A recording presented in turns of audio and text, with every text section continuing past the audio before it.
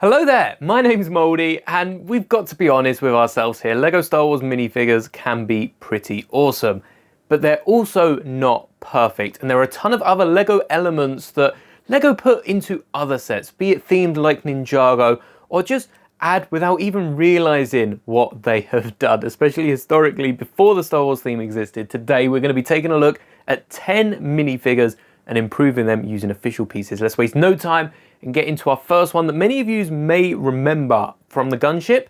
Very, very recent in LEGO Star Wars history. We got a Commander Fox minifigure. Was there anything right with this minifigure? I have the minifigure displayed just behind me on this clone trooper wall here. Well, I guess it's more of a clone wall with Kaminoan and all the Palpatines that we've added, but the minifigure needs some improvements. Before we switch up any of the pieces, I would just like to say the actual print quality and detail on this figure is really, really good. That torso is a red block, and that wire, as you can see, isn't too different. Definitely a slight different shade to the legs, but LEGO have really improved since some of their older minifigures. But I do have an official LEGO minifigure just up here on the shelf that will look a bit better. A few CMF series ago, we got this Power Ranger, which is one of my favorite CMFs LEGO have made.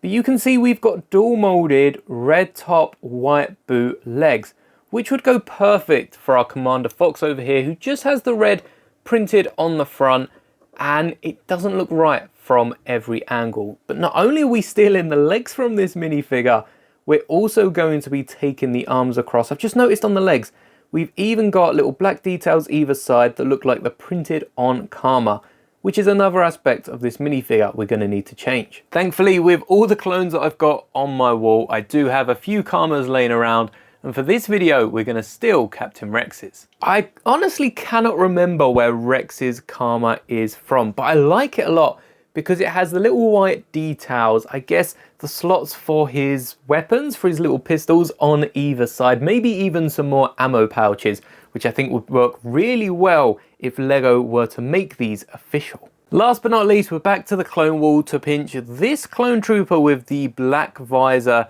that I got from an old 2008 battle pack, and I really wish LEGO gave us some more colors for visors and for the rangefinders again, besides orange and blue. And piecing all these minifigures together gives us the ultimate Commander Fox minifigure. This minifigure looks absolutely awesome, and though the Karma is covering most of that dual molded leg from the back, you can still see it through the gap, and I think it just adds so much, giving us more dual molded legs in Star Wars. So thank you, LEGO, for starting to do it.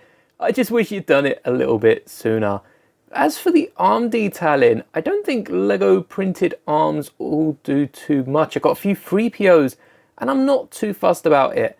The only thing I would have changed is the torso of this minifigure. It's a little too white at the bottom. That should be red, that lower section of the chest plate. But I guess LEGO must print those as separate designs, so it would have been nice to have got a separate design for our Fox minifigure here. But now onto minifigure number 2, which is much, much quicker to show you than the first one. Go all out with the first minifigure, and the rest of these are pretty straightforward. But they're changes and additions I would love to see in LEGO. And for a company as big as LEGO, they're not too difficult to make. But like with creating videos, like when we create our mock builds, there's always something we forget. And this is really just a video nitpicking. So LEGO Star Wars minifigures are awesome. Let's see what minifigure 2 adds compared to what we got with LEGO. Technically, we already have this, just haven't got it much recently, and we definitely need another one of these minifigures this year for Revenge of the Sith. But it's General Grievous, and the addition here is not only the cape, but also I have added one of the little pin clips onto the arms. Let me show you on the side so you can see what I mean. To lower the arms, just to make it look like Grievous does in the Clone Wars and in Revenge of the Sith. This cape is no regular cape, this isn't Moff Gideon's. It's actually Zurg's from Toy Story, which is a little cheaper to get than the official Grievous cape. There's no markings on the back, it's just plain black one side and plain red on the other. But it adds so much presence to Grievous and works very, very well, unless you want to order a custom one. Minifigure number 3 is this Return of the Jedi Luke Skywalker in the rightful black robes. not the grey that LEGO recently released in the Sarlacc pit. Not entirely sure why they did that. I think it was just because there's an old Luke minifigure with grey robes and LEGO wanted to somehow honour that. But this is identical to the Mandalorian Luke that I also have in my collection. The big difference is, besides the robe and the hood, that right hand doesn't have a glove on it yet, because at the start of Return of the Jedi, Luke hasn't had his hand shot off by one of Jabba's henchmen. The next minifigure differs from Luke, because whereas Luke had his grey robes, which match up to what LEGO have done previously in older sets, when we got Greedo in the Master Builders series Mos Eisley Cantina, Greedo didn't come with arm printing, which we have got Greedo's arm printing before in a LEGO set. So it was a very odd choice for especially an expensive collector's item. And because I bought them through Firestar, I also have one of the custom weapons for Greedo. Well, this is Greedo's blaster in LEGO form. Definitely optional for this upgrade, but printed arms is a must.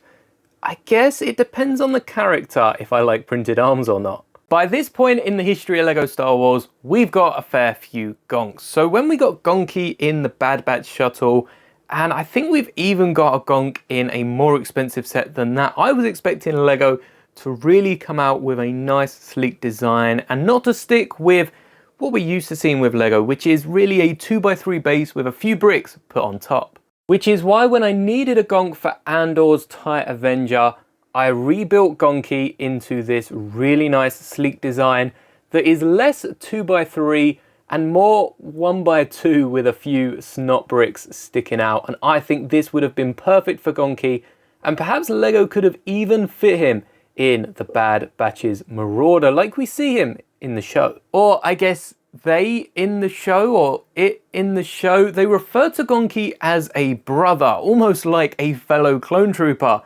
But I'm not sure if we canonically have a gender for any of these droids. The next two minifigures are a pair, and there are Dictionary and Encyclopedia exclusive Ceremony Luke and Ceremony Han. I've updated a few pieces. Luke, I've given some brown legs. We've got arm printing as well to match the jacket, which is almost the same design as Greedo's got with his arm Corellian blood stripes. I'm pretty sure they're only for the trousers, but both Greedo and Luke do have those stripes on the leg, so I have to, and Han actually has those stripes on their trousers, so I have to print them soon. And to go along with this, updated heads, updated hair pieces. Han does come with those legs in the book, I believe, but the torsos are really, really nice. Though LEGO have released new minifigures in the Yavin Ceremony, these are still and will forever be my favourites of the two. And whilst we're speaking of favourites, I do own the 3 characters, including Leia from the Yavin Ceremony, in Funko form. So I took to looking at my LEGO version to see how we can improve it, and I think that hairpiece has got to go. Instead of using the same hairpiece as the young Padme from the first time she steps foot on Tatooine, I think something like this hairpiece that I've used for my custom Mustafar Padme looks much better on Leia, and whilst not being exactly accurate because it does miss the little bit of hair that hangs down, it does stick up and out a lot more than that first hairpiece and matches what we see on screen at the end of A New Hope. I guess if you're using this minifigure in a mock, you could also add some white legs on, and I'm sure there are better printed legs that will go with the minifigure. But that's really all you can do to improve the old minifigure or the new minifigure that comes in that Yavin Ceremony set I mentioned earlier. Whilst we're taking a look at this custom Mustafar Padme with the same hairpiece as Leia, I've also given them dual molded white top and black boot legs from the Builder minifigure station, which this Padme that came in the gunship, linking it back to our very first minifigure, could also have done with some dual molded legs. Perhaps they needed so many for the set and just settled on including none.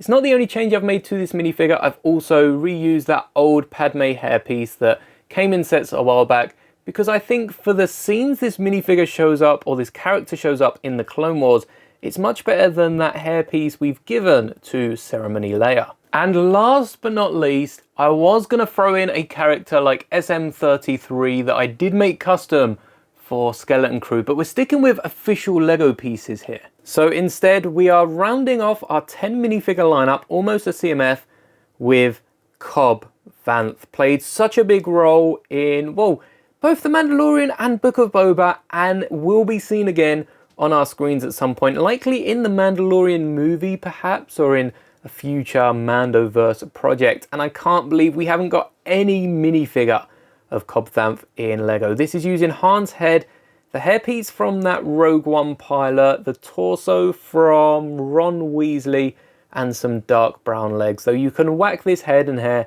on a Boba Fett suit as well, and I'm sure it will do the job. Here we have our 10 minifigures. Let me know what you think down in the comments, and I'd also like to hear your favorite minifigure modifications or custom minifigures, and perhaps there'll be a part 2 to this video coming very, very soon. Until then, I hope you enjoyed. Subscribe for more Lego Star Wars content just like this. May the bricks be with you always.